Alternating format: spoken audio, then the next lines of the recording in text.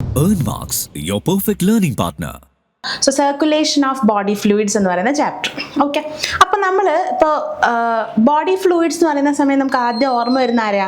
Blood ആണ് അല്ലേ. നമ്മുടെ ബോഡിയിലുള്ള ബോഡി ഫ്ലൂയിഡ് ആണ് ബ്ലഡ് എന്ന് പറയുന്നത്. It's A connective tissue fluid. ഈ ബ്ലഡ് എന്താ ചെയ്യുന്നത്? നമ്മുടെ ബോഡിയിൽ ഇങ്ങനെ സർക്കുലേറ്റ് ചെയ്തുകൊണ്ടേ ഇരിക്കുകയാണല്ലോ, എല്ലാ ഭാഗത്തേക്കും സർക്കുലേറ്റ് ചെയ്തുകൊണ്ടേ ഇരിക്കുന്ന ഒരു ഫ്ലൂയിഡാണ് ബ്ലഡ് എന്ന് പറയുന്നത്. സോ ഈ ഒരു ചാപ്റ്ററിൽ നമ്മൾ ഡിസ്കസ് ചെയ്യുന്നത് നമ്മുടെ ഹാർട്ടിനെ പറ്റിയിട്ട്, അതേപോലെ ബ്ലഡ്, ലിംഫ് എന്ന് പറയുന്ന ഒരു ഓർഗൻ വരുന്നുണ്ട്, പിന്നെ നമ്മളെ ഇമ്മ്യൂണിറ്റി, ഇങ്ങനെയുള്ള കുറച്ച് കാര്യങ്ങളാണ് നമ്മൾ ഈ ഒരു ചാപ്റ്ററിൽ ഡിസ്കസ് ചെയ്യുന്നത് കേട്ടോ. സോ മെയിൻലി നമ്മൾ സർക്കുലേഷൻ ആണ് നമ്മളിവിടെ പറയുന്നത്. ബോഡി ഫ്ലൂയിഡ്സിനെ എങ്ങനെയൊക്കെ സർക്കുലേറ്റ് ചെയ്യുന്നു. നമുക്ക് രണ്ട് ബോഡി ഫ്ലൂയിഡ്സ് വരുന്നത്, ബ്ലഡും വരുന്നുണ്ട്, ലിംഫും വരുന്നുണ്ട്. ഈ രണ്ട് ബോഡി ഫ്ലൂയിഡ്സിനെ നമ്മൾ എങ്ങനെ സർക്കുലേറ്റ് ചെയ്യുന്നു എന്നുള്ളതാണ് ഈ ഒരു ചാപ്റ്ററിൽ നമ്മൾ ഡിസ്കസ് ചെയ്യുന്നത്. ഓക്കെ, സോ സർക്കുലേറ്ററി സിസ്റ്റം എന്ന് പറയുന്നത് എന്താ? സർക്കുലേറ്ററി സിസ്റ്റം എന്ന് നമുക്ക് പറയാം. നമ്മുടെ ബോഡിയിൽ they are made up of cells and cells they needs nutrients and oxygen അല്ലെ. ഈ സെൽസിന് നമ്മളിപ്പം റെസ്പയർ ചെയ്താൽ കിട്ടുന്ന ഓക്സിജൻ ഒരിടത്ത് മാത്രം എത്തിയിട്ട് കാര്യമില്ല. അതിന് നമ്മൾ എന്ത് വേണം? പല പല ഭാഗത്തോട്ട് നമ്മൾ അതിനെ സർക്കുലേറ്റ് ചെയ്യണം, അല്ലെങ്കിൽ എത്തിച്ചു കൊടുക്കണം. അപ്പോൾ അവർക്ക് ഈ സെൽസിന് എന്ത് വേണം? ന്യൂട്രിയൻസും ഓക്സിജനും വേണം. അതേപോലെ തന്നെ ഈ പറയുന്ന സെൽസിൽ നിന്നുള്ള വേസ്റ്റിനെ നമുക്ക് പുറത്തോട്ട് ഡംപ് ചെയ്യുക, അല്ലെങ്കിൽ ഒരു ഭാഗത്തോട്ട് ഡംപ് ചെയ്യുകയും വേണം അല്ലേ. അപ്പോൾ അതിനൊക്കെ വേണ്ടിയിട്ട് നമ്മുടെ ബോഡിയിൽ ആരൊക്കെ ഉണ്ട്? പല ആക്ടിവിറ്റീസിൽ ആൾക്കാരുണ്ട്. ഹോർമോൺസ് കുറേ വരുന്നുണ്ട്, പിന്നെ നമ്മൾ ഈ ബ്ലഡ് യൂസ് ചെയ്യുന്നുണ്ട്, ആൻഡ് ലിംഫ് എന്ന് പറയുന്ന ഫ്ലൂയിഡും യൂസ് ചെയ്യുന്നുണ്ട്. So the transportation of nutrients, gases, waste and other substances from one part of our body to another part. ഒരു ഭാഗത്ത് നിന്നും വേറൊരു ഭാഗത്തോട്ട് നമ്മൾ ന്യൂട്രിയൻസിനെയും മിനറൽസിനെയും അതുപോലുള്ള ഒരുപാട് ആൾക്കാരെ ട്രാൻസ്പോർട്ട് ചെയ്യുക, അതേപോലെ തന്നെ വേസ്റ്റുകളെ റിമൂവ് ചെയ്യുക. ഇതിനെയാണ് നമ്മൾ എന്ത് പറയുന്നത്? Circulation. And it is carried out with the help of blood എന്ന് പറയുന്ന ഫ്ലൂയിഡ് യൂസ് ചെയ്തിട്ടാണ് ഈ ഒരു പ്രോസസ്സ് നടക്കുന്നത്. ഓക്കെ, അപ്പൊ എന്തൊക്കെയാണ് നമ്മുടെ സർക്കുലേറ്ററി സിസ്റ്റത്തിന്റെ ഫംഗ്ഷൻ? ഇപ്പൊ നമ്മൾ പറഞ്ഞു, ഒന്നാമത്തെ ഫംഗ്ഷൻ എന്താ? ട്രാൻസ്പോർട്ടേഷൻ ആണ്. ന്യൂട്രിയൻസ് ആയാലും ഓക്സിജൻ ആയാലും, ന്യൂട്രിയൻസിന്റെ ട്രാൻസ്പോർട്ടേഷൻ, അതാണ് ആദ്യത്തെ ഫംഗ്ഷൻ പറയുന്നത്. Transportation of nutrients to the tissue for the utilisation. ന്യൂട്രിയൻസിന്റെ യൂട്ടിലൈസേഷന് വേണ്ടിയിട്ട് ടിഷ്യൂസിലോട്ട് എത്തിച്ചു കൊടുക്കുക. രണ്ടാമതോ transport of respiratory gaseous such as oxygen and carbon dye oxide to cell and from the cell. സെല്ലിലോട്ടും സെല്ലിൽ നിന്നും ഉള്ള ഓക്സിജനെയും കാർബൺ ഡൈ ഓക്സൈഡിനെയും ട്രാൻസ്പോർട്ട് ചെയ്യുക എന്നുള്ളതാണ് രണ്ടാമത്തെ ഫംഗ്ഷൻ വരുന്നത്. മൂന്നാമത്തെ ഫംഗ്ഷൻ എന്താ?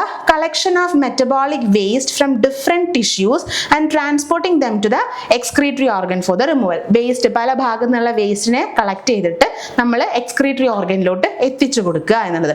പിന്നെ അതേപോലെ തന്നെ ഹോർമോൺസിന്റെ transport of hormones from endocrine glands to target organs. Hormones എന്താ, എൻഡോക്രൈൻ ഗ്ലാൻഡ്സ് എന്താ എന്നൊക്കെ നമ്മൾ നെക്സ്റ്റ് ചാപ്റ്ററിൽ പഠിക്കും. അപ്പൊ നിങ്ങൾക്ക് അത് ക്ലിയർ ആവും. ഹോർമോൺസ് എന്താ? They are chemicals. ഓക്കെ, ഓരോരോ ഗ്ലാൻഡുകൾ, പല ഗ്ലാൻഡ്സും സെക്രീറ്റ് ചെയ്യുന്ന, ഒരു ഹോർമോൺ അല്ല, ഒരു ഗ്ലാൻഡുകളല്ല, ഒരുപാട് ഗ്ലാൻഡ്സ് വരുന്നുണ്ട്.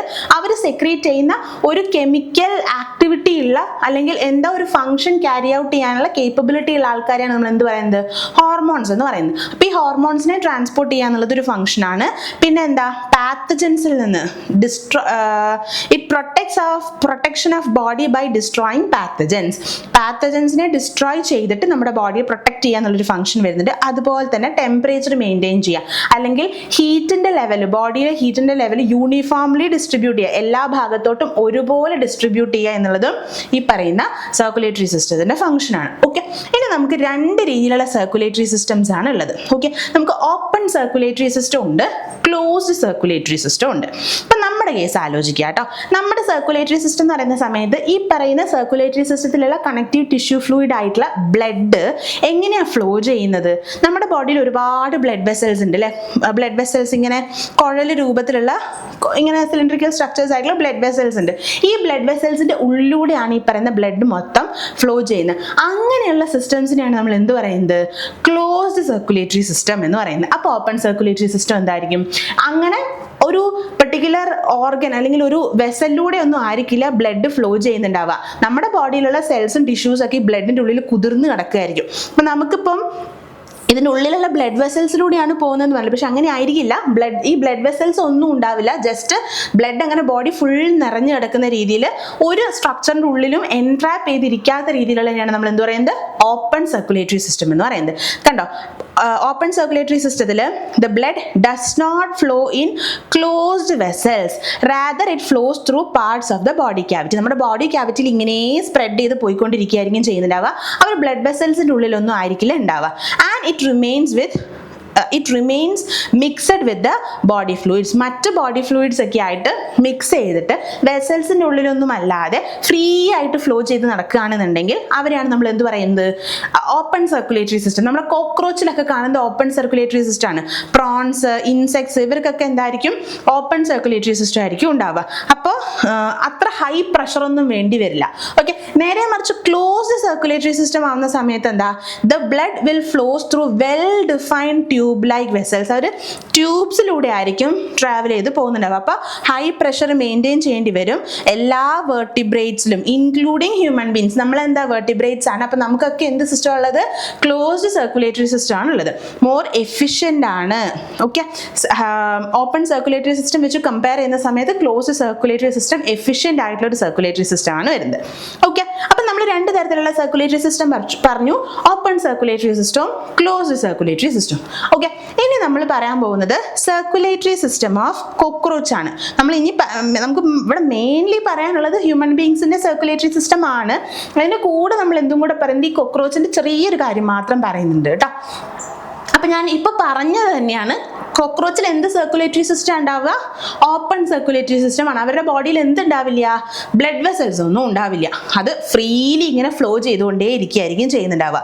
Open type of circulatory system ആണുള്ളത്. ഇവരുടെ ഹാർട്ട് എന്ന് പറയുന്നത് പൾസേറ്റീവ് ഹാർട്ടാണ്. പൾസേറ്റീവ് ഹാർട്ട് എന്ന് വെച്ച് കഴിഞ്ഞാൽ ഇങ്ങനെ മിടിച്ചുകൊണ്ടേ ഇരിക്കുന്ന ഹാർട്ടാണ് പൾസേറ്റീവ് ഹാർട്ട് എന്ന് പറയുന്നത്. ഓക്കെ, ഇനി നമ്മുടെ ബോഡിയിൽ ബ്ലഡ് എന്ന് പറയുന്ന ഫ്ലൂയിഡ് ആണുള്ളത് എന്ന് പറഞ്ഞു അല്ലേ. ഇവരുടെ ബോഡിയിൽ നമ്മുടെ ബ്ലഡിന് എന്ത് കളർ, റെഡ് കളർ ഉണ്ട് അല്ലേ.